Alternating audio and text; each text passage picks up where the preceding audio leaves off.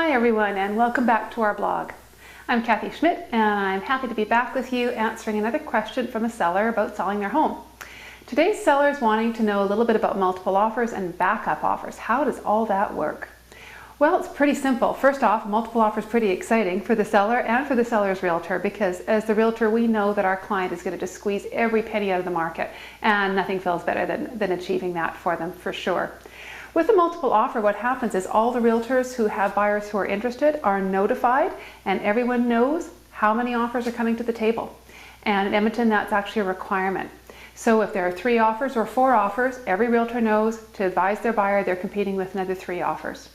So in that situation, the buyers really are advised by their realtors to write their best offer. Because what typically happens is the seller looks at each offer with your realtor. You'll sit and look at 1, 2, 3, and 4 privately. And you're going to choose one offer to deal with.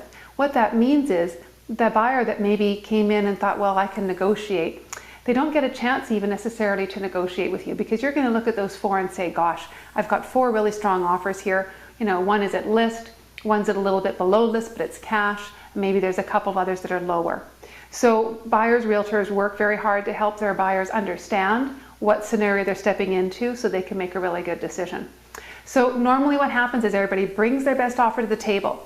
Now what surprises people sometimes, sellers I should say, especially sometimes, is that even if there's 4 or 5 offers, sometimes none of those offers will even be at list price or above.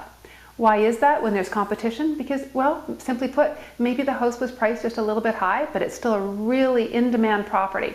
So when you get a multiple offer scenario, that is really telling you, that's the acid test for pricing, for sure. You can know that you're absolutely getting the best possible price that you can get. Now, one other thing, just a little word of caution, as exciting as it is to get a multiple offer, it can be a little bit tempting for a seller to, I hate to use the word, but almost get a little bit greedy, thinking, well, they can keep pushing the price. It's really understandable because you know you've got a hot commodity on your hands. But let's not forget about the financing and the appraisal. We've got to get the property approved by the bank for the financing to happen and for the deal to actually take place. Also, don't forget that the second you touch that offer and send it back to the buyer, if the buyer doesn't initial it back, that's a dead offer. So the buyer's really nervous. You're probably a little bit nervous too as the seller. So you want to make sure that you're being really smart, that you're getting the best possible price, absolutely. But you also want to be not foolish and send something back for a little tweak when that buyer is also sitting on pins and needles and a little bit nervous. So you want to do your really best to listen to the advice of your realtor. They're going to lay out all the different scenarios for you. Again, our philosophy at Schmidt is that we want our clients to be the best informed sellers and buyers in the marketplace. So we will guide the process for you. We'll keep you very well informed. The decisions are always yours, and we'll back you up 1,000%. But you do just want to just really take your time, really understand the lay of the land, what the risks are encountering in a multiple offer situation, what it really means to be in a multiple in terms of hitting real true market value. Now, a backup offer, a little bit complicated scenario, often happens in a multiple offer situation. Let's say there's 2 offers and you decide to deal with offer A, and buyer B says, well, we still really like the property. What if that first offer falls through? They can, with your okay, write a backup offer that says, if that first offer fails for any reason, we're automatically in next place.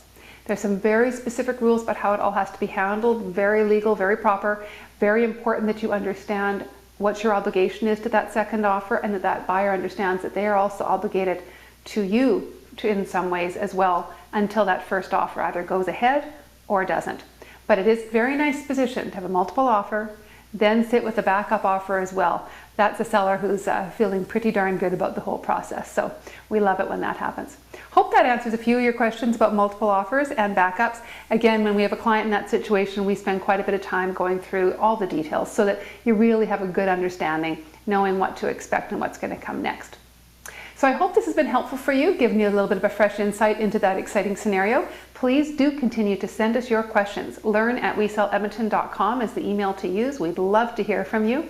And next time we'll be chatting about something very exciting, Possession Day. So stay tuned. We'll see you then.